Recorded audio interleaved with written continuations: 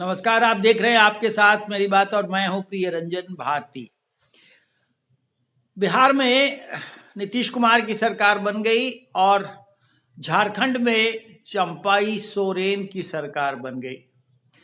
लेकिन झारखंड में चंपाई सोरेन की सरकार बनाए जाने के पहले बड़े तरह तरह के खेला होने की संभावनाएं व्यक्त की जा रही थी। हुआ कुछ नहीं, चंपाई सोरेन की सरकार पूर्ण बहुमत के साथ बन गई और हेमंत सोरेन को सुप्रीम कोर्ट से बड़ा झटका लगा। सुप्रीम कोर्ट ने साफ कह दिया, उनकी याचिका पर सुनवाई करते हुए, सुनवाई की नहीं, कहा कि आप हाईकोर्ट जाइए। कपिल सिब्बल जो कांग्रेसी नेता हैं और सुप्रीम कोर्ट में उनके वकील थे, उन्होंने लाख दलीलें दी, लेकिन अदालत ने साफ मना कर दिया। और मना करने के पीछे क्या वजह होगी, साफ संदेश तो यही जाता है कि अगर एक बार इस तरह की सुनवाई कर ली तो बार बार लोग सुप्रीम कोर्ट का दरवाजा खटखटाना ही पसंद करेंगे और एक अजीब तरह की परिपाटी की शुरुआत हो जाएगी। संभवतः यही कारण रहा होगा कि अदालत ने उन्हें हाईकोर्ट जाने की सलाह दी। फिलहाल झारखंड में सरकार बन गई, बिहार में नीतीश सरकार पटरी पर चल रही है, लेकिन खेला होना अभी और बाकी ऐसे कयास लगाए जा रहे हैं। तेजस्वी यादव जो उप मुख्यमंत्री थे, उन्होंने कुछ दिनों पहले ये ऐलान किया हुआ है कि बिहार में तो अभी खेला होना बाकी है। खेला क्या होगा, कैसे होगा, ये तो वो बेहतर जानते होंगे, लेकिन जो पेच है वो कुछ आपसे साझा करना चाहूंगा, वो अभी कायम है। पेच क्या है? मंत्रिमंडल विस्तार को हरी झंडी नहीं मिल पा रही है। जदयू और भाजपा में मामला कुछ फंसता नजर आ रहा है। जो गृह मंत्रालय, गृह विभाग लगातार नीतीश कुमार अपने पास रखे हुए थे, वो विभाग सम्राट चौधरी चाह रहे हैं, जो उप मुख्यमंत्री हैं। और मंत्रिमंडल विस्तार को लेकर के भी दोनों दलों के बीच में बहुत सारी बातें अटकी पड़ी हुई हैं। सुना यह जा रहा है कि नीतीश कुमार ने ललन सिंह को प्रधानमंत्री से मिलने के लिए भेजा हुआ है कि मामला सलट जाए।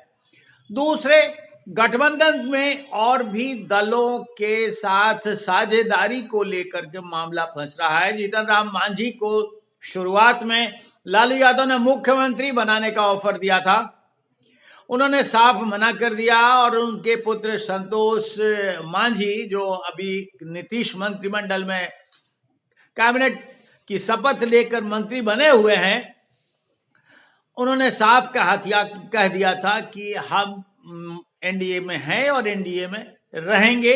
आरजेडी में जाने का कोई सवाल, गठबंधन में जाने का कोई सवाल पैदा ही नहीं होता है। लेकिन मांझी को आपको पहले भी बताया था कि मांझी हमेशा, यानी जीतन राम मांझी हमेशा सौदेबाजी की राजनीति करते आ रहे हैं। उनको लगता है कि जहां रहने से मुझे फायदा है वहां हम बेहतर सौदेबाजी करें और अपने हिस्से में ज्यादा कुछ झटक लें। अब वो इस बात से नाराज हैं कि गृह मंत्री अमित शाह ने उनको ज्यादा महत्व नहीं दिया। वो संभवतः ये चाहते थे कि उनकी सरकार में 2 मंत्री बनाए जाएं, नीतीश सरकार में उनकी पार्टी के, और 2 मंत्रियों का मतलब होता है कि एक खुद वो मंत्री चाहते थे और एक अपने बेटे को चाहते थे। उन्होंने इस तरह की टीका टिप्पणी की है कि जब सरकार में एक निर्दलीय को भी मंत्री बनाया जा सकता है और उन्हें अपेक्षा थी कि वो 2 मंत्री बनाए जाएं उनके दल के, तो इसे नहीं सुना गया। लेकिन एक बहुत बड़ी बात ये भी है कि अभी नीतीश सरकार का मंत्रिमंडल विस्तार नहीं हुआ है, मंत्रिमंडल विस्तार बाकी है। पेच फंसा हुआ है विभागों को लेकर के और सरकार में सब कुछ ठप है। पिछले 5 दिनों से सरकार के शपथ ग्रहण के बाद से सचिवालय में सिर्फ आवाजाही हो रही है, फाइलें नहीं चल रही है, किसी विभाग का कोई मंत्री बैठ नहीं रहा है, क्योंकि विभागों में मामला अटका पड़ा हुआ है। दूसरा पेच, जिस तरह से तेजस्वी यादव ने कहा कि हम ये खेला अब करेंगे, तो खेला क्या कर सकते हैं? एक संभावना ये जताई जा रही है कि वो जब सदन की बैठक बजट सत्र की बैठक आहूत होगी, वो अब 5 फरवरी से ना होकर वो 12 फरवरी से आयोजित होगी। तो 12 फरवरी को सबसे पहले अध्यक्ष, विधानसभा के अध्यक्ष के खिलाफ विश्वास प्रस्ताव एनडीए सरकार लाएगा। उस पर बहस होगी या नहीं होगी, क्या परिस्थिति बनती है उसके उनके खिलाफ एक तरह से जनमत अगर बहुमत में आ जाता है तो वो हटा दिए जाएंगे, हट जाएंगे और फिर नया अध्यक्ष विधानसभा का एनडीए चुनेगा। इसमें एनडीए के नए अध्यक्ष, एनडीए से विधानसभा के नए अध्यक्ष पद के रूप के लिए जो नाम अभी चिन्हित किए गए हैं उनमें सबसे अधिक नंदकिशोर यादव पुराने सदस्य हैं और पटना पूर्वी से लगातार जीतते रहे हैं, उनका नाम सबसे अग्रणी है, सबसे आगे चल रहा है। भारतीय जनता पार्टी चाहती है कि विधानसभा अध्यक्ष उनकी पार्टी का हो और इसके साथ साथ भारतीय जनता पार्टी इस रेस में नंदकिशोर यादव को सबसे आगे महत्व दे रही है। जनता दल यू इसको बहुत अधिक तवज्जो नहीं देना चाहता क्योंकि उसका संख्या बल काफी कम है। दूसरा ये भी है कि अब मंत्रिमंडल विस्तार के बाद अध्यक्ष के चुनाव तक मामला कैसे कैसे निपट पाएगा, लेकिन आने वाले विधानसभा सत्र में जब कॉन्फिडेंस मोशन नीतीश सरकार को लेना पड़ेगा, विश्वास प्रस्ताव सबसे पहले अपने सरकार के लिए जीतना पड़ेगा, तब मामला कहीं न कहीं अटक सकता है और हो सकता है कि तेजस्वी यादव उसी की तरफ इशारा कर रहे हैं। क्योंकि पहले से ललन सिंह जिस तरह से तेजस्वी यादव की ताजपोशी के लिए जनता दल यू विधायक दल में विभाजन के लिए चिन्हित कर दिए गए थे, जाने जाते थे और बदनाम किए गए, उनको हटा करके नीतीश कुमार ने पार्टी की कमान अपने हाथ में ले ली थी।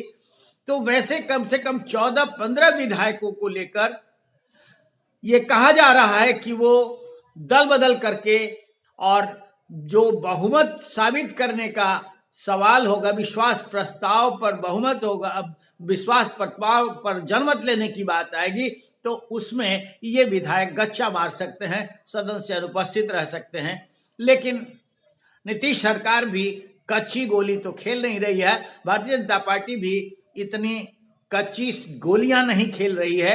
उनको भी इस बात का अंदेशा होगा कि हमारे साथ ये गलत हो सकता है और इस आशंका के मद्देनजर उनकी भी तैयारी पूरी है। लेकिन मंत्रिमंडल विस्तार को लेकर जो जनता दल यू और भारतीय जनता पार्टी के बीच में पेंच फंसा हुआ है वो ज्यादा दिन तक चलने वाला नहीं है और नीतीश कुमार को ये अंदेशा भी है कि हम अब इधर से पलटी मारकर नहीं कहीं जा सकते हैं और पलटी मारेंगे भी अगर तो हमारी संभावनाएं बहुत क्षीण हो जाएंगी, हमारे लिए कुछ भी बचेगा नहीं।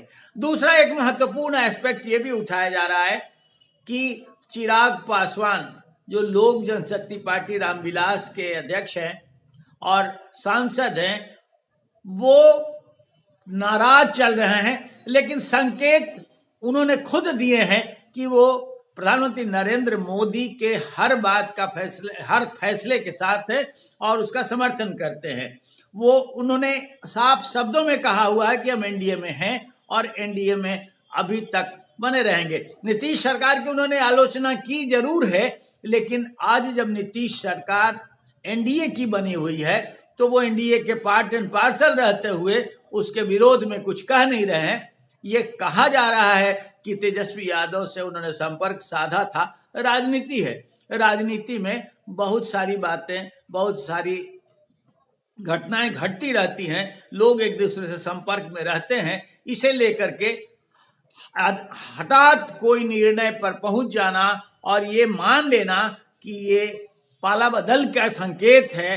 चिराग पासवान निश्चित रूप से तेजस्वी यादव से इसीलिए संपर्क में आए होंगे कि वो एनडीए से टूटकर महागठबंधन में जाना चाहते हैं। लेकिन एक बात स्पष्ट कर देना चाहूंगा, चिराग पासवान का जनाधार जो भी बचा हुआ है वो एनडीए के साथ रहकर ही बचा हुआ है और वो प्रधानमंत्री नरेंद्र मोदी का खुद को हनुमान जब बताते हैं तो ये मान लेना होगा कि वो किसी भी सूरत में एनडीए से अलग होने वाले नहीं हैं। परिस्थितियां अलग अलग हो सकती हैं, परिस्थितियों के वश में आदमी और राजनेता खासकर सौदेबाजी करने के लिए विवश होता है, लेकिन परिस्थितियों को के अनुरूप ढालने के लिए ही ये सौदेबाजी होती है। और सौदेबाजी जब हल हो जाती है तो फिर आदमी उसी रवानगी के साथ चलने लगता है जिस तरह से वो चल रहा है।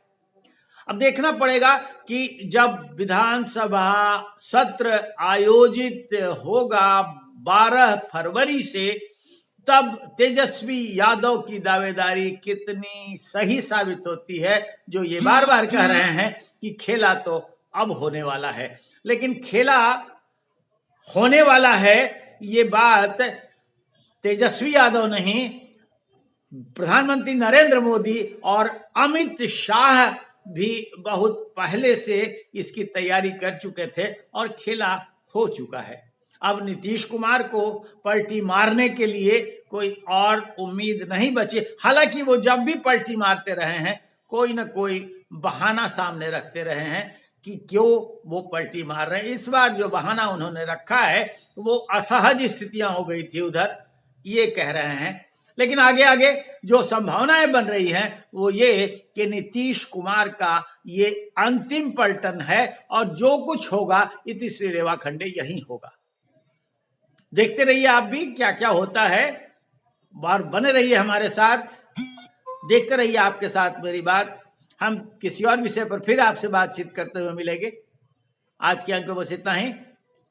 नमस्कार।